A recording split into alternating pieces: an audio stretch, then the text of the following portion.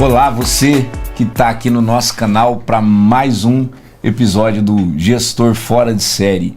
Hoje a gente está com um participante muito importante aqui para mim e também para você, porque você vai aprender pra caramba com Gulli Kozama, ou mais conhecido vulgarmente, Thiago Giovannini. É isso aí, prazer, galera. Sou o Thiago Giovannini, mais conhecido como Gulli, né? Gulli Kozama. E Gulli é um sensei. Sensei, faixa preta de jiu-jitsu, professor e responsável, fundador pela King Academia. King of BJJ agora, né? É isso aí, tá, King of BJJ, ou Brazilian Jiu-Jitsu. É um mestre, é um gestor, está à frente do negócio e à frente do tempo também na visão de academia, né? Isso. O nosso canal ele preza muito pelos modelos de gestão, né? Então a gente traz pessoas que a gente vê que tem um comportamento distinto, uma aptidão de gestão distinta. E a grande pergunta que a gente começa aqui é assim: o que para você é um gestor fora de série? O que faz um gestor ser fora de série na tua área? Eu acredito que um gestor fora de série vai muito naquele caminho de você procurar melhorar uma coisa que já existe, né? Então a gente procurar criar coisas diferentes dentro da nossa área e inspirar pessoas, né? Eu falo que a gente não só inspira, o meu trabalho não só inspira os professores que trabalham com a gente, mas a gente transforma a vida dos outros, né? O jiu-jitsu ali é uma ferramenta que eu uso como transformação, né? O jiu-jitsu é uma ferramenta, né? Então eu vendo saúde e vendo transformação, né? Que isso é o pilar do meu negócio, transformar vidas. Show de bola. Então vamos apresentar o nosso convidado melhor. Vamos botar o slide aí do nosso convidado, que é Gulli Kozama, 42 anos de idade, nem parece, tem cara de 35. Tem cara de 60, né? E faixa preta, professor e fundador da King of BJJ, trabalhou em Singapura por 5 anos como professor e fala um pouco mais dessa experiência de Singapura. Legal, eu sempre tive escola de jiu-jitsu aqui, né? Eu dou aula desde a faixa azul, né? Desde 2001 eu já dou aula como instrutor a princípio e depois como professor. E fui convidado por um amigo meu que treinou comigo há muitos anos e pelo meu professor para estar indo para Singapura em 2014 trabalhar como professor, contratado como qualquer outro trabalho, mas como professor de jiu-jitsu. Fiquei por lá 5 anos, aprendi essa metodologia que hoje a gente aplica aqui, né? Essa metodologia bilíngue que a gente ensina às crianças, né? E fiquei por 5 anos lá, muito feliz, trabalhei bastante, aprendi não só a metodologia em si, mas como que vende, como que capta aluno, como que funciona uma empresa de verdade, né? Porque na nossa cabeça, antes de ir embora, você tinha uma academia de jiu-jitsu, né? Você ensinava jiu-jitsu e acabou, né? E lá eu consegui enxergar um negócio, né? Como eles tratam uma escola de jiu-jitsu como um negócio, né? E não só como uma simples academia. Foi muito importante para mim. Eu falo que foi uma faculdade que eu fiz, né? Fiquei esses 5 anos lá e aprendi bastante. Conversando com um dos professores lá da academia, eu comecei a entender um pouquinho da história do jiu-jitsu, né? E eu vejo que um dos grandes diferenciais do Brazilian Jiu-Jitsu, né, foi tratar o jiu-jitsu como um negócio, como uma empresa, né, começando lá atrás, com quem trouxe, com a família Gracie e tal, com quem desenvolveu, né, o modo do jogo. Como você vê isso dentro do negócio e da vida? Eu entendo assim que na parte de professores, de formar atletas, assim, o Brasil sempre foi pioneiro nessa área do jiu-jitsu, muito por Hélio Gracie. Só que eu acho que a gente ficou muito para trás e hoje os americanos, os asiáticos conseguiram alcançar a gente no quesito técnica, devido a muito recurso eles têm, né? Tem muito recurso lá fora, eles acreditam muito mais do que a gente no negócio, eles enxergam como negócio, essa é a diferença. Então, eu acredito que a gente continua ainda formando os melhores competidores e lutadores, mas já essa régua aí já equiparou ali o pessoal de fora com o pessoal daqui, né? Eu acho que essa visão de academia ser um negócio, né, profissionalizou muito, então eles estão um passo à frente na área de negócio, né, como negócio, enxergando como negócio. E quando eu resolvi voltar exatamente por causa disso, para ser o pioneiro, para implantar o programa infantil aqui no Vale, né, falando de Vale, que não tinha, né, e eu acredito que se eu voltasse hoje, talvez eu ainda seria o pioneiro nessa área aí. Porque o pessoal, eu acredito que por morar em Singapura eu vivi o futuro, né? Eles estão anos-luz à frente da gente, né? Em tudo. Então, por ter vivido aquilo, eu consegui enxergar e ter visto essa oportunidade. Talvez, se eu ficasse lá, difícil o pessoal ir buscar ou ter essa visão que eu tive. Então, eu resolvi voltar para implantar, mas eu acredito que se eu voltasse hoje, eu seria pioneiro na área. Tão atrasado que nós estamos, né? E São José melhorou muito agora. A gente tá todo mundo correndo atrás disso que eu fui buscar. Então, é muito legal. Eu acho interessante essa diferenciação que você faz. Você foi como esporte para ser professor de algo que você acreditava que era esporte e você acreditava que ia ser sua profissão. Chegou lá, você teve um aprendizado de negócio. Me fala, quais são as diferenças de olhar o jiu-jitsu como esporte e de olhar como negócio? Na verdade, a gente, aqui no Brasil, antigamente ainda um pouco, a preocupação maior é formar campeão, formar atleta. E eles têm um outro tipo de visão, né? A visão do negócio, né? Então, é difícil você ter uma academia sustentada só por atletas, né? Difícil porque o estilo de treinamento é outro, demanda mais, exige mais. E para você ter uma academia que funciona só com atletas é muito difícil. Você é um praticante da arte. Dificilmente você ia querer entrar nesse meio tendo que, fazer um treino de competidor, indo lá, saindo na porrada, regrado de manhã, alimentação e tal. E eles têm a outra visão, a visão de negócio. Tem que atender a todos, então tem que ser um jiu-jitsu para todos. Então essa visão que eles tiveram lá fora, que a gente está começando a ter. Ter atleta competidor é legal? É legal, mas não paga as contas, né? Então é um negócio. É negócio, virou um negócio, não é mais uma simples academia, virou um negócio. Então eles têm essa visão, eles tiveram antes da gente, a gente tá correndo atrás deles, sendo que a gente que começou com o jiu-jitsu. Né? Vou tocar num tema agora que eu acho que você vai gostar. Você, não sei se você já parou para observar em volta, né? Mas os grandes empresários brasileiros, né? Que tem grande destaque, grande fortuna, eles sempre estão associados a um esporte de alto impacto. Seja uma luta, né, seja o caso do Jorge Paulo Lema, né, que ele caça de arpão, uma forma de caça. É sempre algo que estimula a competição, estimula o senso de vitória, estimula. O Jorge Paulo Lema começou no tênis. E aí você vê Oscar Schmidt hoje no ramo de empresário. Ele é um mega do empresário do basquete.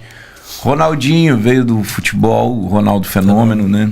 Então, tem que tomar cuidado para falar Ronaldinho agora, que isso aí virou banana no Brasil. Todo mundo chama Ronaldinho. Então... tem uma série de coisas aí que a gente consegue analisar que vem do esporte, uma série de sucessos empresariais que vêm associados com esporte. Por quê?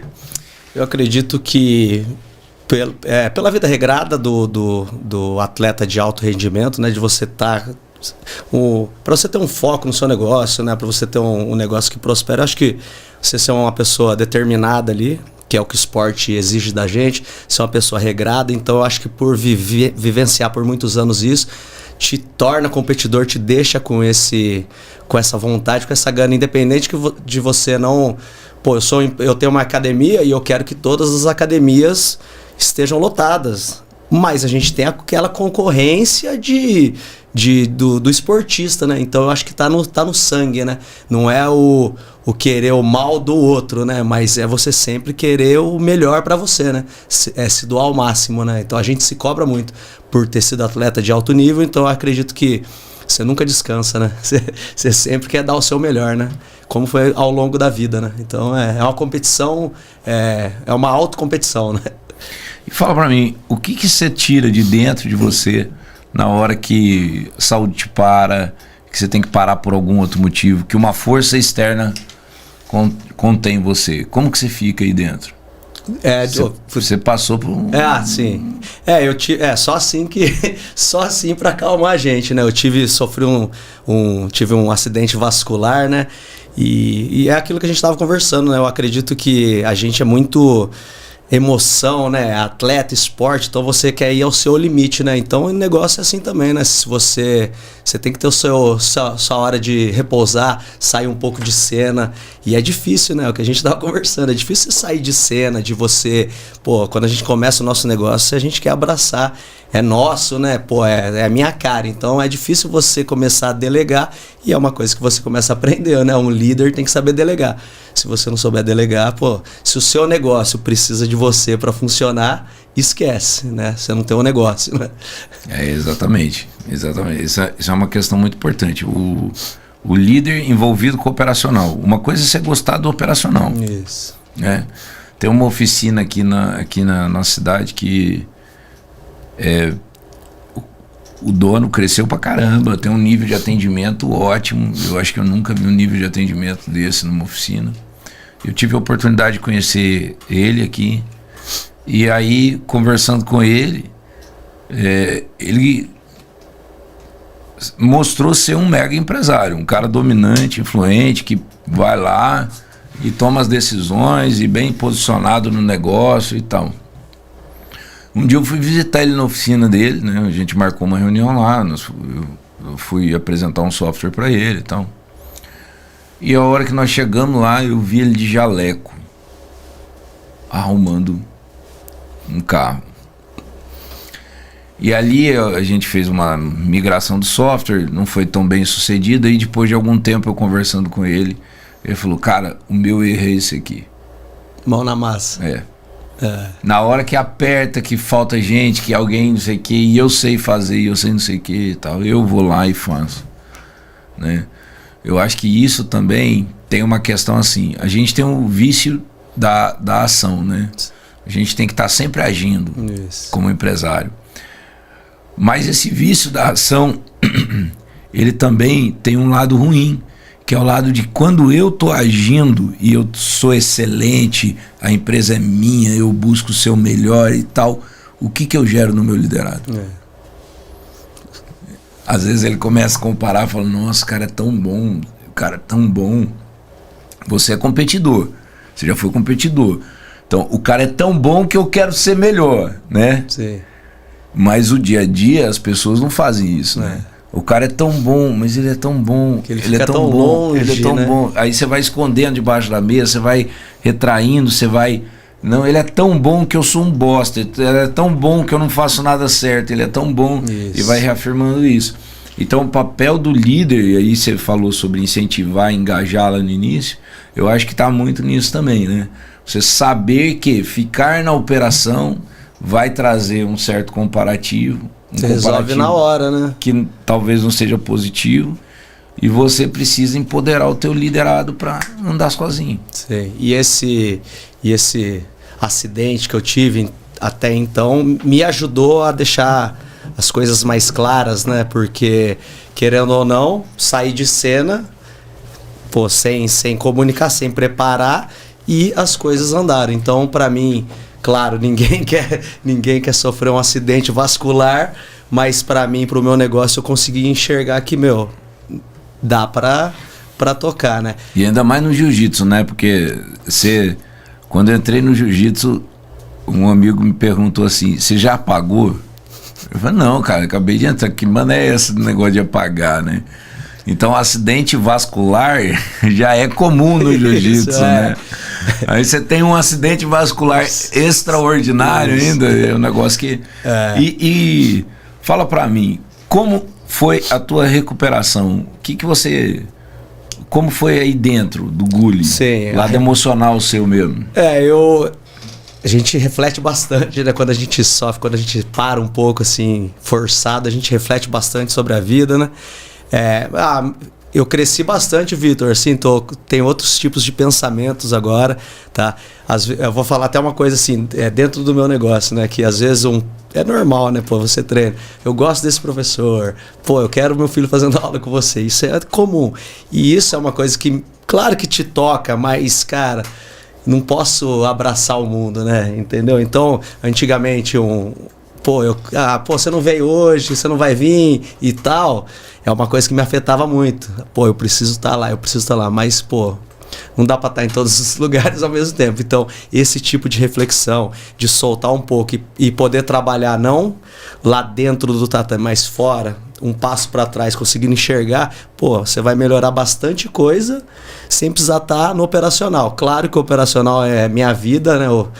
Eu amo o que eu faço, mas tem hora que você tem que dar um passinho para trás e enxergar de fora. Então, me ajudou nisso. E hoje você já fica menos no operacional? Menos, mas bastante ainda, né? Mas ainda, agora fico menos, mas é difícil largar, né? Eu gosto muito. Você é faixa preta, a faixa preta nunca larga, né? Nunca larga. Eu gosto muito disso, então... Mas hoje eu sei que a gente tem profissionais capacitados para isso, então... A equipe é muito boa, então eu tô bem tranquilo. É mais o apego nosso mesmo, né? É meu, é meu nome. Então, quando você inicia um negócio, é muito assim, né? E aí depois, aos poucos, você vai amadurecendo e vai sabendo delegar, né? Eu aprendi na raça, né? A delegar, então... A questão de ser o teu nome, a tua marca, né? Você que pensou, você que... né? Hoje você tem um propósito associado à marca King. Qual que é o seu propósito? Meu propósito é transformar vidas, né? Eu enxergo isso com clareza, né? Eu vim pra cá, eu tô aqui nessa terra aqui para transformar vidas. Então o jiu-jitsu é uma ferramenta que eu fui capacitado, aprendi e hoje eu uso para transformar a vida. Mudar a vida do Heitor, mudar a vida do Vitor e de muitas famílias, né? É cansativo, dar aula para criança, demanda muito estresse, muita atenção, mas uma mensagem no final do dia, um reconhecimento de um filho que não falava, de um filho que não andava e tal, e você conseguir transformar isso aí preenche qualquer cansaço, né? Então é isso, tô aqui na terra usando o jiu-jitsu como ferramenta de transformação. É isso que eu vim fazer aqui. Com clareza. É a sua missão. É a minha missão. E é difícil porque tem gente que vive essa missão e não enxerga, e tem gente que passa pela vida sem saber qual é a missão, né? E eu acho que é pior ainda, né? E se eu falasse hoje do seu time, você acha que o seu time de professores, seu time, eles também têm essa mesma missão? Sim, os que trabalham comigo com toda certeza, né? Eles enxergam isso. E eu lembro claramente quando eu descobri isso, né? Porque eu acho que quando você descobre o seu propósito de vida, esse dia fica marcado, né? Quando você fala, eu vim pra isso. Eu lembro que eu tava em Singapura, que eu cheguei na academia para trabalhar, eu olhei aquela academia linda, bonita, moderna, lotada, eu falei, puta, é isso, cara, é isso que eu vim fazer. Então, e eu acho que também para capacitar e para você contratar professores de criança, tem que ter o professor tem que ter esse sentimento, né? Você sente, e os meus professores têm. E choram, hein? E eu não sei. Choram bastante. Choram bastante. E essa questão do propósito, né? Quando ela é associada ao negócio, a minha forma de entender, né? Quando eu tenho um propósito e tenho um negócio, o negócio ele perde valor diante do propósito, né? A tua reação fica sempre em relação ao propósito, né? Eu tenho uma empresa, né, chama Overflow Solutions. Overflow é um termo que do inglês vem transbordar. Transbordar é um bug de sistema, um transbordo, né? Quando a memória não aguenta mais, ele transborda e dava a famosa tela azul. Você é dessa época, sim, né? Então hoje não é mais tela azul, é tela celeste, né? E aparece um smile sorrindo para você. Eu nunca vi um software tão irônico, né? Mas voltando na questão do transbordar. Transbordar passou a ser um propósito para mim. E passou a não fazer sentido não transbordar. E transbordar é o quê? Transbordar é quando você enche o seu copo, você consegue encher o dos outros também. É quando você está pleno, você está satisfeito, você está consciente, você está convergente com todas as suas crenças, e você consegue ajudar os outros também a encontrarem um caminho, né? E no meio do percurso, uma das coisas que a gente acaba vendo são pessoas que chegaram com a gente, saíram, hoje estão melhores. Chegaram com a gente, saíram e prosperaram, né? E você tem muita gente que passou lá por você, que você vê nessa mesma relação hoje? Bastante. Eu acredito que ali no começo também, quando eu voltei, bastante gente me procurava para ajudar, né, para mostrar um caminho, né? Os professores que passaram por mim e os que estão comigo também, a gente vê que a gente consegue ajudar. E eu acho que quando a gente sente mais prazer em ver o outro feliz do que a gente, eu fico mais feliz de ajudar os outros do que me ajudar propriamente. É difícil falar isso, né? A Priscila briga muito comigo por causa disso, mas é muito prazeroso para mim assim, poder ajudar o próximo. Então acho que é isso, cara. A vida é isso, né? Deixar um legado, né? Quando você partir e for embora, deixar um legado, né? E não... eu ouvi uma analogia um dia e eu melhorei essa analogia, né? Que diz assim: a vida é uma maratona, né? E eu comecei a entender a minha vida diante de uma maratona, né? Então você, ali na sua juventude, jovialidade, é o início da corrida. Você tem gás, você está preparado, está bem, né? Você passa por um monte de estaçãozinha onde tem alguém servindo água.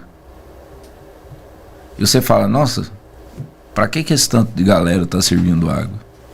E continua correndo. E aí chega no meio da maratona.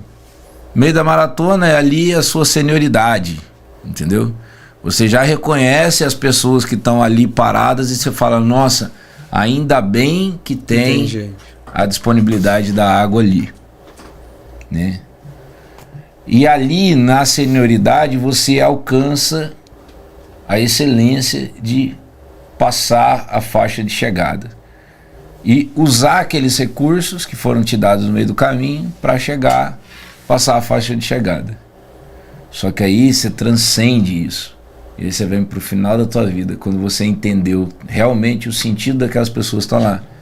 E você compra 10 bicicletinhas, enche de caixas d'água e vai superar todo mundo e ficar lá distribuído em 10 pontos, em 20 pontos, dando a água pro corredor e tentando conscientizar ele de que, cara, ele precisa daquilo naquele momento.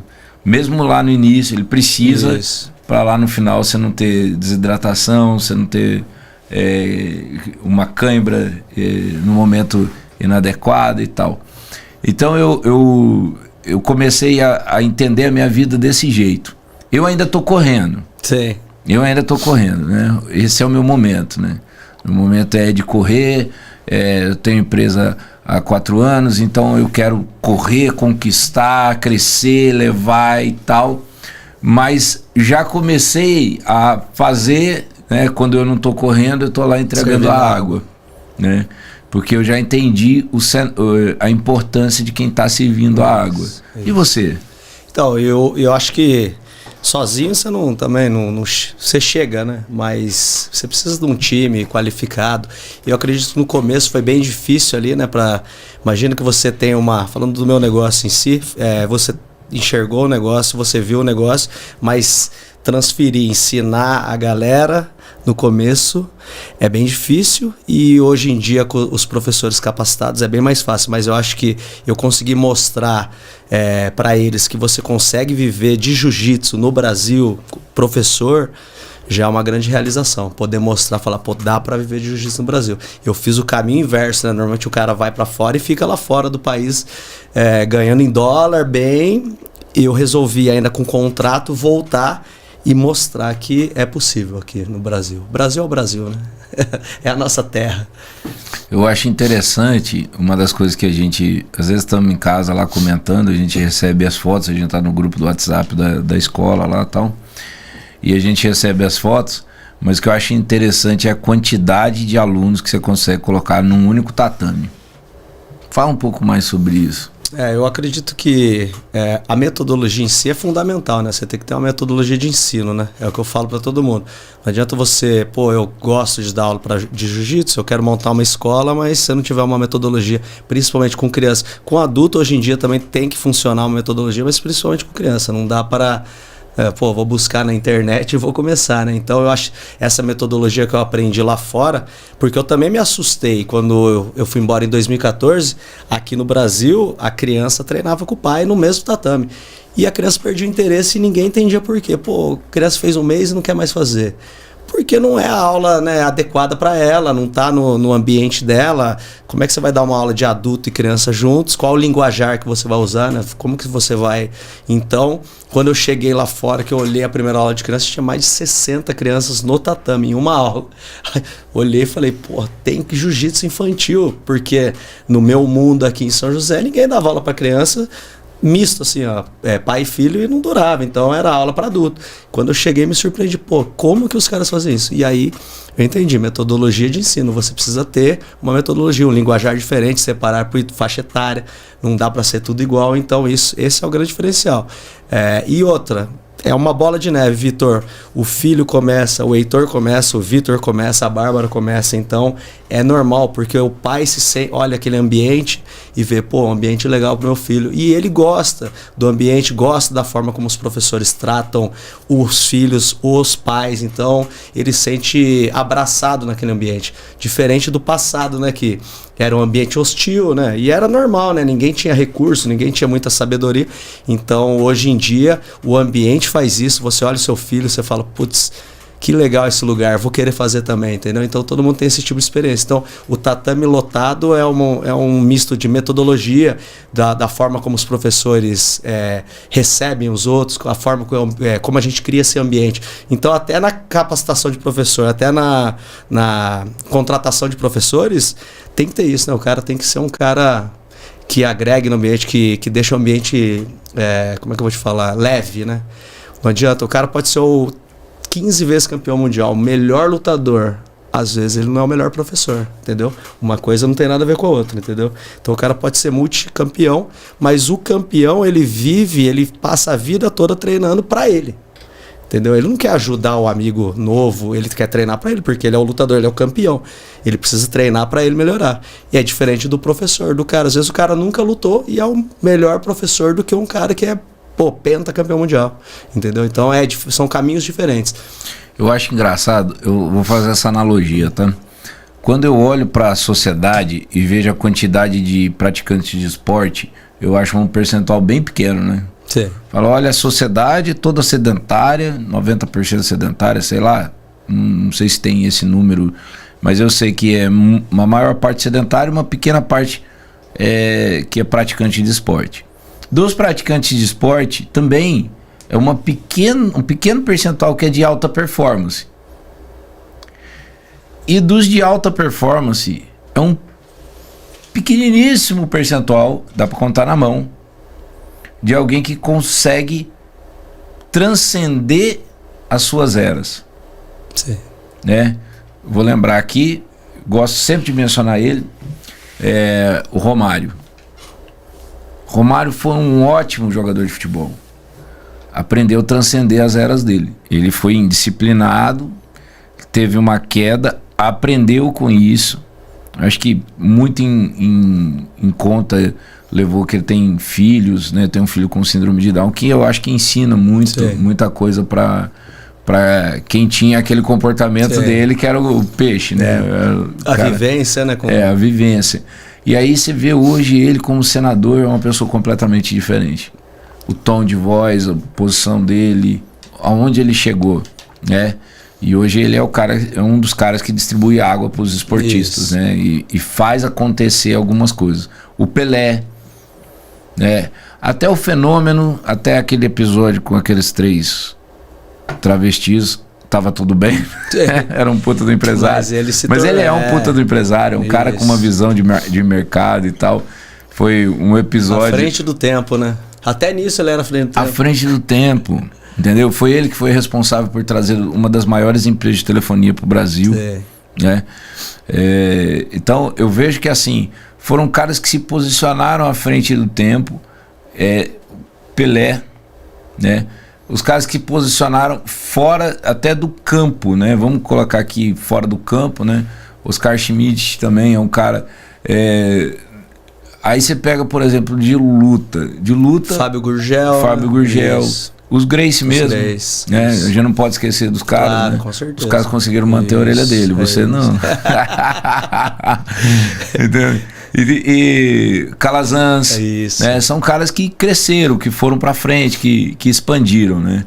E eu vejo que quando o cara consegue sair, vou usar o termo nosso, né? Mas do jiu-jitsu, né? O cara quando ele consegue sair do tatame e levar a vida dele para uma realização de propósito, é onde o cara consegue realmente ajudar as pessoas. É isso. Enquanto ele tá lá sendo campeão, ele tá lá na corrida. Ele não tá nem aí com quem tá de volta.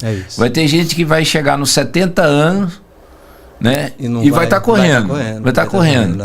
E vai sentar numa conversa de idoso e vai falar assim: lá atrás eu fui. Né? Cara, quantos esportistas hoje que a gente não vê isso? Não vê assim, né? O cara senta numa mesa de futebol, né? Até teve uma música que eu gosto muito do Engenheiros do Havaí, que ele fala assim: seria mais fácil fazer como todo mundo faz, fazer o 1000º gol sentado na mesa do bar.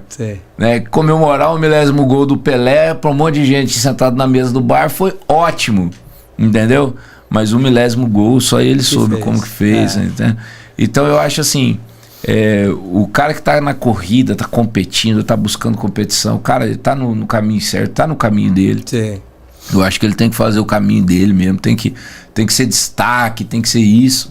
Mas a maturidade mesmo, aquele momento que você começa a admirar o cara, é quando você fala assim: cara, vou falar de novo do Romário. Meu, como aquele cara foi criticado pela imprensa. O caminhar do começo ao fim, né? A corrida do começo ao fim, né? Exatamente. E hoje, como o cara se posiciona no Senado, né? Tem algumas pessoas que eu olho no Brasil que por uma boa parte da sociedade talvez não fossem admiradas. Mas hoje olhando, né, eu falo: gente do céu, olha o que esse cara ensinou, né? Teve um presidente brasileiro, não queria entrar em política aqui, mas teve um ex-presidente brasileiro que ele saiu do poder muito, né, por um impeachment. Foi um peso nacional isso, eu me lembro bem, eu era criança. E cara, hoje ver ele no Senado se posicionando da forma que ele se posiciona. Não estou dizendo que a vida dele é correta, que ele não estou falando nada disso. Estou dizendo, mas você vê o posicionamento dele, as pautas dele, os projetos de lei dele, você vê que o cara venceu. Cresceu. O cara cresceu, entendeu? Tá fazendo bem para a sociedade, né? Romário tá fazendo bem para a sociedade. E ele não... O pessoal abriu uma crítica muito forte sobre o Romário na época do futebol, acho que ali no final da carreira dele, que depois ele foi jogar nos Estados Unidos, não sei se você lembra disso. Depois ele foi jogar nos Estados Unidos, num time de segunda divisão americano e tal, não sei o que, e de repente parecia que ele nunca mais ia voltar a ser o Romário. Gente, ele é muito mais do que o Romário foi. Hoje ele é muito mais do que o Romário foi. Não, e ver o cara crescer, né? Pô, você vê... Porque errar, todo mundo vai errar, né? A imaturidade todo mundo vai ter, né? Quem nunca? E, pô, você vê que o cara cresceu e amadureceu e melhorou, isso te, pô, né? Sabe o que eu chamo de maturidade? Ser careca. Uma boa. Então eu sou bem maduro. Pra mim ser maduro é ser careca. Sabe por quê, cara? Porque é o seguinte, vê como que era imaturo, entendeu? Eu tinha 18 anos, todo mundo via meu couro cabeludo, só que eu disfarçava que tinha cabelo. Entendeu? Você penteava de trás pra frente. Não, atrás que era o problema.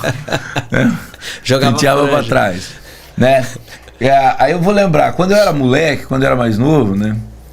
Eu acordava de manhã, meu cabelo foi tecido pela Marge Simpson, né? Então ele crescia, ele era desenvolvimento vertical e não horizontal. Então ele crescia para cima, né? E um cabelo liso, tal, fino e que cresce para cima. Então o que eu fazia? Eu tacava um gelzão, e bonezão em cima, porque eu não queria ser Na minha época tinha uns clubbers, né? Então eu não queria ser comparado com os clubbers, então eu botava um boné em cima e ia pra escola. Eu estudava no colégio estadual. Ia pra escola com aquele gel ali e com aquele... Batia o sol, devia ficar um negócio cheiroso pra caramba, né? O gel com aquele tal. Cara, chegou um ponto ali, depois dos 18 anos, comecei a ficar careca. Quando chegou lá com 23 anos, eu falei, cara, eu preciso transformar minha vida. Preciso mudar da água pro vinho, né? E não fazendo analogia a vinho nenhum, entendeu? Mas assim, eu precisava transformar minha vida. E aí eu falei, e eu consegui, eu tinha três vagas de emprego. Uma vaga de emprego na Embraer aqui, uma vaga de emprego no grupo que eu trabalhava, só que em outra cidade, que era TI, e uma vaga de emprego numa empresa que foi quando eu entrei para a Software House, que foi a Express, né? E eu falei, nossa, Embraer, cara, tinha acabado de fazer engenharia técnica e mecânica industrial, falei, putz, vou para Embraer, vou tentar ser engenheiro. Pô, era o meu sonho, minha vontade e tal. E aí eu olhei e falei assim, tá, mas tem isso aqui, tem aquilo ali, tem aquele outro. Vamos pensar. Aí eu fiz uma pergunta para os 3 pessoas que me deram as oportunidades. Calma aí que eu já vou linkar com careca, tá? As 3 pessoas que me deram a oportunidade. E aí eu fui nas 3 e as 3... um deles só que falou assim para mim, cara, aqui você vai chegar desse tamanho, mas o tamanho que você vai... Aonde você vai chegar no final... Você entrou aqui desse tamanho, pequeno, ganhando esse valor, né? É um valor, né? Mas o limite, o céu é o limite. É você que tem que trabalhar, tá tudo na tua mão. Quando ele falou isso aí pra mim, eu falei, cara, se tá tudo na minha mão, se eu sou responsável, e eu sou ambicioso pra caralho, então é aqui que eu vou. Aqui. Né? E para ir aqui, tomei a decisão, fui para Software House, né? E aí teve um evento que era assim, o meu chefe era cliente da empresa. Então, para não caracterizar muito essa transição, né? Eu ia ficar algum tempo sendo treinado e tudo, eles mudaram o meu nome. Não mudaram meu nome, começaram a usar o meu sobrenome, Andrade. Fiquei conhecido por anos na empresa como Andrade. E isso para mim foi um sinal de orgulho. Eu falei assim, cara, eu preciso deixar para trás tudo o que eu não gosto em mim e o que eu não gostava. Meu cabelo. Falei, cara, se eu vou começar para fazer certo, se eu vou começar, eu tenho que começar sem peso. Eu tenho que começar leve. Eu tenho que começar dedicado. E a primeira característica que eu vou ter é eu vou arrancar a porra do transformação. Cabelo. Ponto de inflexão. Ponto de inflexão. O cabelo foi o ponto de inflexão. Foi aonde eu materializei. Outra materialização, quando eu saí da Lynx. Saí lá, eu era executivo e tal, fazia barba sempre e tal, e sempre me preocupava com isso, que eu tive um chefe que, a hora que ele vê esse podcast, eu vou marcar ele nessa porra desse podcast, pra ver. Ele é tão insuportável, cara, nesse aspecto. Ele via, se você tava com barba bem feita, o tecido da tua camisa, eu acho que ele sentia cheiro, ele sabia quanto você tinha pago na camisa, se duvidasse, entendeu? E ele foi muito severo comigo, cara, foi o cara que mais me fez crescer na vida.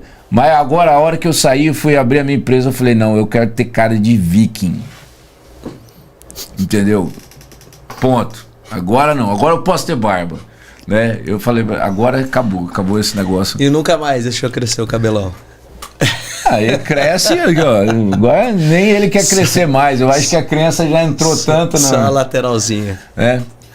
Você teve alguma coisa assim na sua carreira também? O ponto, eu falei pra você, a chave da virada, né? O ponto de inflexão ali foi quando eu resolvi voltar, né? Eu até li não sei se você gosta, né? Flávio Augusto.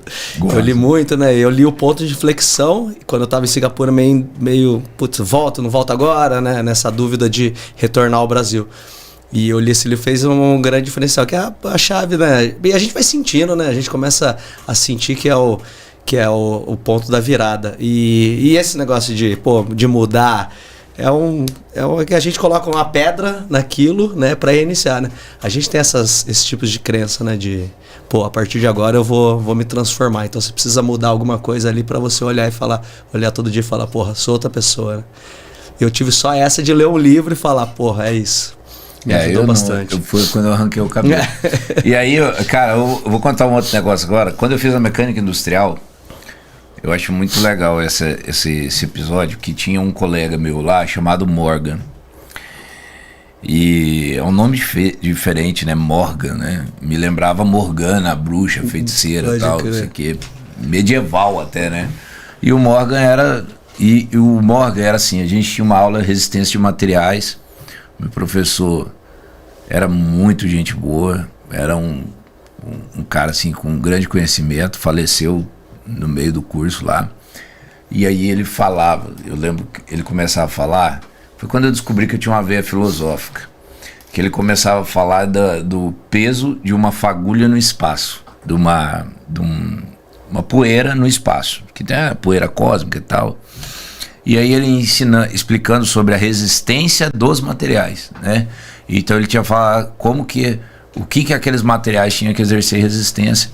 E aí ele falava que uma pequena poeira no espaço, com um foguete, um ônibus espacial que está ali a não sei quantos 1000 km por hora, a hora que encosta pode destruir o vidro e aí eles mostram alguns exemplos, algumas fotos milenares.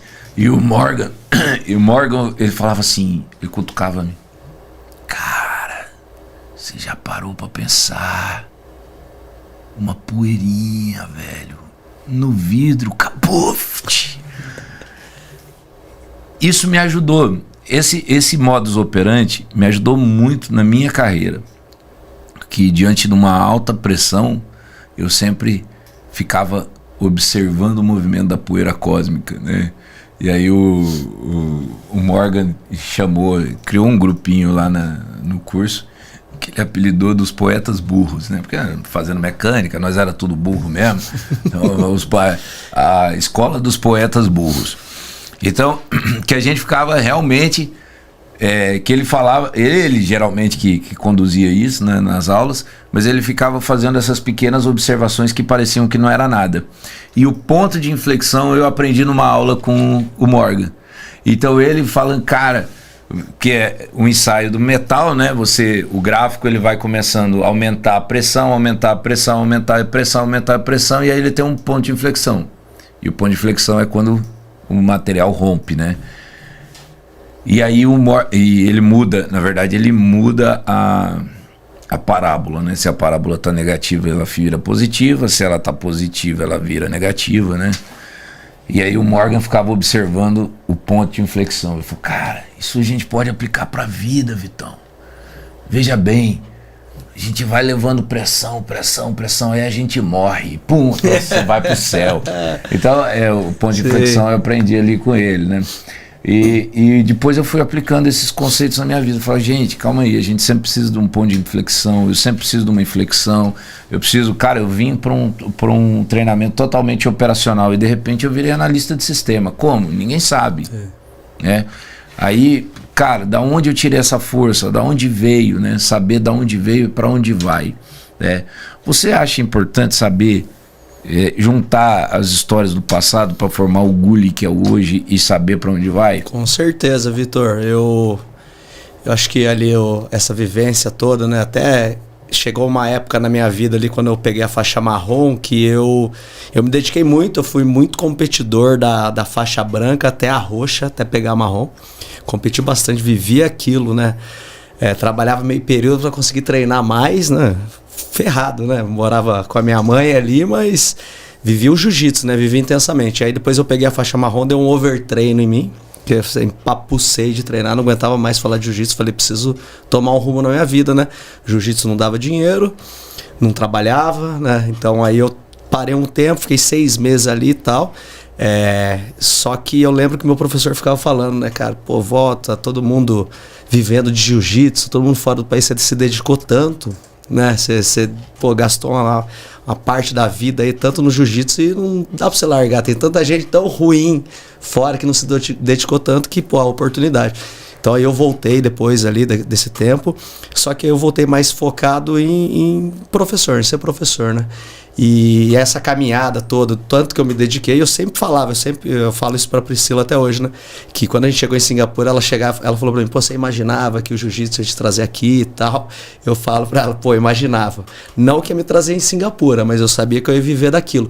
Porque eu acho que o tanto que a gente se dedica, eu acho que, pô, pela dedicação ali, o tanto que você semeia ali, né, cara, depois você vai colher, não adianta, né, cara. A lei da semeadura não falha. Então eu me dediquei tanto que eu sabia que eu ia viver daquilo. Então foi muito importante. E os caminhos da vida, né, te fortalece, né. O jiu-jitsu fez muito bem. As surras que a gente levava, né, te fortalece pra vida, né, me deixou muito forte pra vida. Até meu professor fala isso, que a gente até hoje questiona, fala, pô, Juninho, pô, por que você batia tanto na gente, né? Porque era espancamento, né, na época, né, e era normal, não era só lá, em todos os lugares. E ele falava pra gente, né, vou deixar vocês fortes pra vida. E hoje a gente brinca e fala, pô, mas quantas vidas que eu vou ter que ter por tanto que você me bateu. E mais, pô, e hoje assim, ser forte ali que eu falo, a gente tá preparado sempre pra guerra, o jiu-jitsu me deu isso, meu professor me deu isso, né? Então a gente tá sempre preparado, né? Pô, isso é legal. E eu gosto muito do o X, o meu professor lá, Mestre X, ele fala pra mim muito sobre, ele fala sempre na turma, né? Posicionamento e controle, posicionamento e controle, posicionamento e controle. E eu já conversei com ele muito sobre isso, cara, o quanto que eu aprendo apanhando, né? Sob pressão, porque apanhar você vai apanhar todo dia. Ninguém liga pra você. Eu até tava brincando um pouquinho antes com você aqui, mas eu conheço muita gente no Rio Grande do Sul, né? A unidade que eu trabalhei na Lynx é lá do Rio Grande do Sul. Eu sou franqueado dessa unidade do Rio Grande do Sul. Os caras são bons de churrasco lá. E ninguém me chama pra um. Liga pra tacar merda, mas não liga pra me chamar pra um churrasco. Já fica aqui um pedido público no YouTube. Ó, Pepe, me chama pra um churrasco, Pepe. E aí fica aquele negócio. Não, só liga pra merda. Então você tá sob pressão constante. E eu tava vendo, acho que foi o Flávio Augusto não foi o Flávio Augusto, foi um outro que falou, mas o Flávio Augusto também fala muito disso. Cara, desde que você nasceu sob pressão. E você vai aguentar pressão a vida inteira, né? O que você precisa? Posicionamento e controle. Isso. Se você tá se posicionando certo e com controle da situação, tá sabendo o que tá acontecendo, tá sabendo por onde vai, só dá aquela respiradinha, deixa passar, aí você vai sair, você vai arrumar um lugar de sair. E vai arrumar uma forma de sair, de virar o jogo. Às vezes vai aumentar a resistência sua corporal, você vai conseguir. É óbvio que no caso do jiu-jitsu, no tatame, alguém tem que perder em algum momento. Sim. Mas o começo é assim, né? Mas o quanto você aprende, e você só aprende. Daí agora no primeiro grau, que depois eu estava comentando com ele, com o X, e eu cheguei à conclusão. Na verdade, você nunca vai deixar de apanhar. Sim. Porque sempre tem alguém melhor. Sempre. Né? E sempre é alguém melhor que você vai querer aprender com ele. Isso, é isso. Você não vai querer aprender com alguém pior. Você já parou para pensar nisso? Vou aprender com faixa branca. Você até aprende, hein? Não, jiu-jitsu. Você aprende a sofrer, né? Ter calma, né? No sofrimento, né? Porque você está sendo... No começo você é amassado, né? Você ter o autocontrole ali, saber sofrer, né? Isso é o primeiro aprendizado do jiu-jitsu, né? E depois você vai continuar apanhando, mas apanha um pouco menos, né? Posicionamento e controle. Eu gosto bastante desses aprendizados do X, que desde o... Não vá perder pro relógio, hein? Até essa questão do posicionamento e controle, para mim, é muito forte. E aí vem o lado filosófico lá da... Posicionamento e controle, tudo na minha empresa. Quanto não quantificar é difícil, mas como você acha que o esporte, em específico o jiu-jitsu que você domina, ajuda um empresário a ter sucesso? nessa parte que a gente acabou de falar, né, de você sofrer talvez os baques que você receba do dia a dia, você já esteja um pouco mais acostumado, mais preparado em tomar porrada, então você absorve melhor. E eu acho que a gana, né, de quem compete, quem já foi lutador, é essa gana de querer chegar e querer conquistar, né? Essa conquista. Então isso é importante pra gente. A gente já fica, eu acho que a gente entra nesse mercado um pouco mais preparado, né? Então isso te dá essa força aí a mais, diferente dos outros. Acho que é isso. Eu vejo como fundamental. Tá? Eu acho que, assim, se eu fosse falar o quanto o jiu-jitsu me ensinou, desde que eu entrei no jiu-jitsu na minha empresa, eu vou dizer que foi melhor. Não foi melhor do que os meus processos de coaching, o que eu passei nos meus processos de coaching, porque os meus processos de coaching eles trataram muitas coisas do passado. Sim. Mas se eu for dizer assim, em efetividade, o jiu-jitsu ele traz, e eu falo isso pro Heitor, às vezes o Heitor, não quero ir onde, papai? Eu falo, não, senta aqui.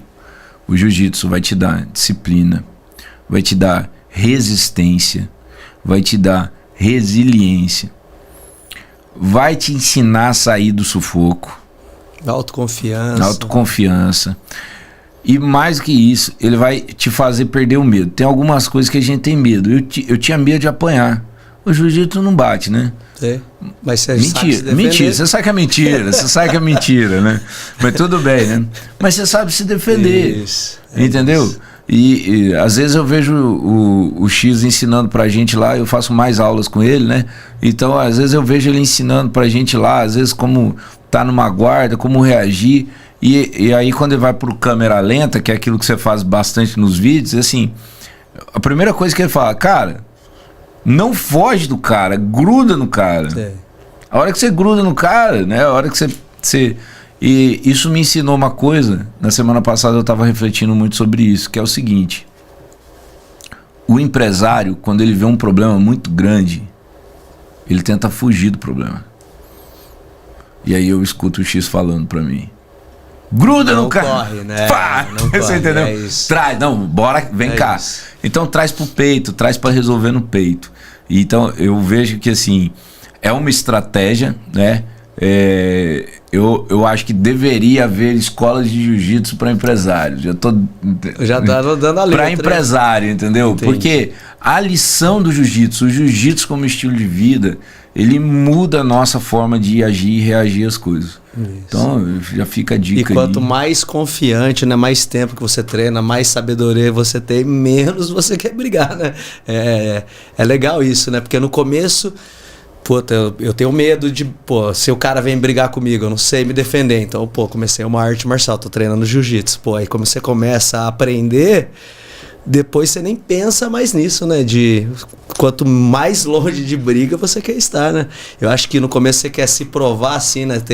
Sentir, eu consigo me virar. Depois você fala, eu já sei que eu sei me virar, então eu não preciso provar, né? Então é muito isso, né? A maturidade vai te trazendo isso aí. Quando você é moleque, começa... Eu uso muito, se for ver um cara na rua, você não é assim, cara, não é você de exemplo aí que eu nunca vi. Você vai passar no shopping lá e você vê o cara, fantasiado de lutador, camiseta de luta, bermuda de lutador, você olha, faixa branca, iniciante. Você vê um faixa preta, um mestre, o cara tá... Assim.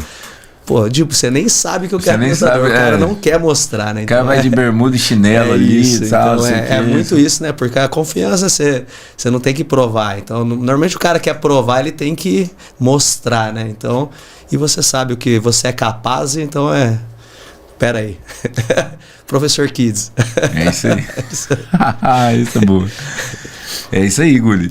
Guli, queria deixar um presente aqui do nosso podcast com você, tá?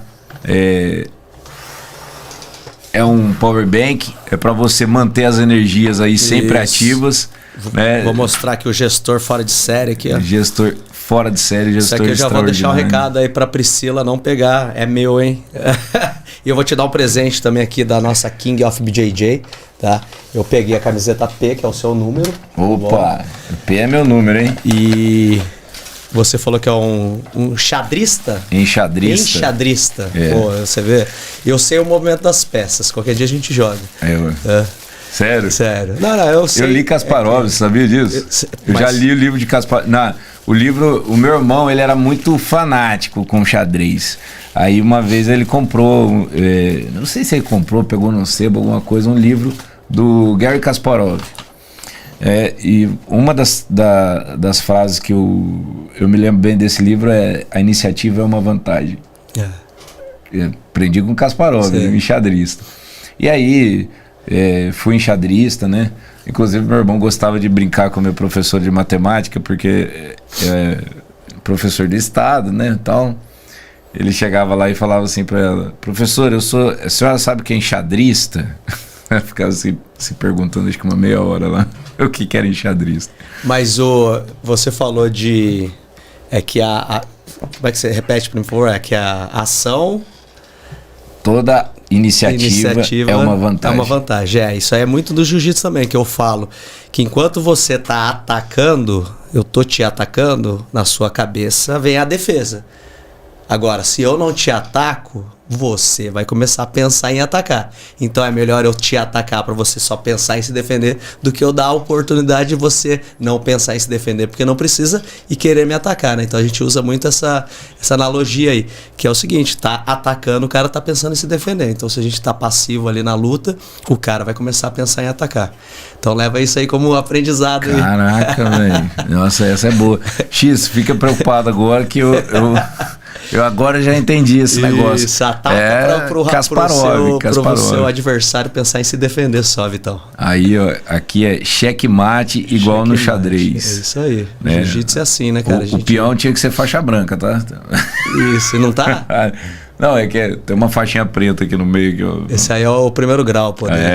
Isso. Tá aí um presente pra você. Top. E aqui no final é checkmate igual no xadrez.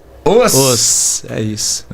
Vai virar camisa de treino. Gostei disso aqui. É isso, presente. Agora vocês vão ter grife assim? A gente o day by day? A gente tá começando a gente tem uma menina que agora tá especializada nessa arte, porque no começo todo a gente faz de tudo, né? No começo, você sabe disso, né? Sei bem. E agora a gente tá com o pessoal, tem já o pessoal que trabalha na parte do marketing, agora tem o pessoal que tá trabalhando na parte das artes da camiseta, então agora a gente tá aumentando o nosso negócio aí, né? Quer dizer, estruturando o nosso negócio, né?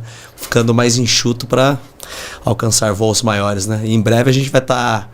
que primeira mão, né, a partir de setembro a gente vai começar já a trabalhar vendendo franquias, né, da King of BJJ. Estamos terminando de estruturar. Franquear não é fácil, estruturação de negócio não é fácil para franquear, mas a gente está nos finalmente aí. Em breve, novidades, King of BJJ franquias. É isso aí, é isso aí. Crescimento é isso. Crescimento. Negócio é isso. Gestão é isso, visão é isso. Visão é a gente não parar no dia a dia, né? E faz suas considerações finais aí para os nossos telespectadores. Legal. Eu queria agradecer a todo mundo. Primeiramente agradecer a minha esposa, né? Que acredita no meu sonho, né? Foi lá, comprou meu sonho, foi embora do país por causa do meu sonho, voltou por causa do meu sonho, acreditou, né? Então, agradecer ao meu time, né? O time de professores, de staffs, né? Todo mundo que tá junto, sozinho, a gente consegue chegar, mas tem que ter um grupo igual eu tenho, de professores, staffs aí fantásticos que levam a King of BJJ e vai levar para muito longe. Então é isso. E queria agradecer você pelo convite, Vitor. Mandar um abraço pro Heitorzinho aí, a fera da faixa, como é que ele fala? Da cor da faixa? Bordeaux. Bordeaux. Que isso, é o primeiro aluno que tem a faixa Bordeaux no jiu-jitsu. É isso aí. Veio do judô, adorou o jiu-jitsu, a gente parou lá, eu e ele, e aí... Um dia vem a Bárbara, o Gabriel já gosta do tatame. Já gosta. Já anda de tatame, de guarda, né? Para montar guarda. Ele já aprendeu isso. Então, muito obrigado pelo teu tempo, pela tua audiência. Tá? Muito obrigado, mestre Gulli. Obrigado por ter aceitado o convite. Foi difícil a gente bater o horário, mas, cara, foi sensacional. Tá? Eu vejo você como um gestor fora de série, tá? E cada hora você me mostra, sai mais uma coisinha dessa caixa de Pandora que prova que realmente você é um gestor fora de série, um cara que não está limitado, não está parado no tempo, não está acreditando que aonde chegou é tudo e está avisando para frente. Então, parabéns, e tu que tu precisar de mim, Eu quero estar perto de você. Tamo junto até a faixa preta, meu irmão. Até a faixa preta, meu irmão. Até os graus da faixa preta também. É isso aí, se eu tiver vivo ainda. Eita, para com isso. Então vamos lá, gente. Obrigado aí pela tua audiência, obrigado pelo teu tempo, obrigado por assistir essa fera, esse mestre. Compartilha, não deixe de compartilhar esse vídeo e até a próxima.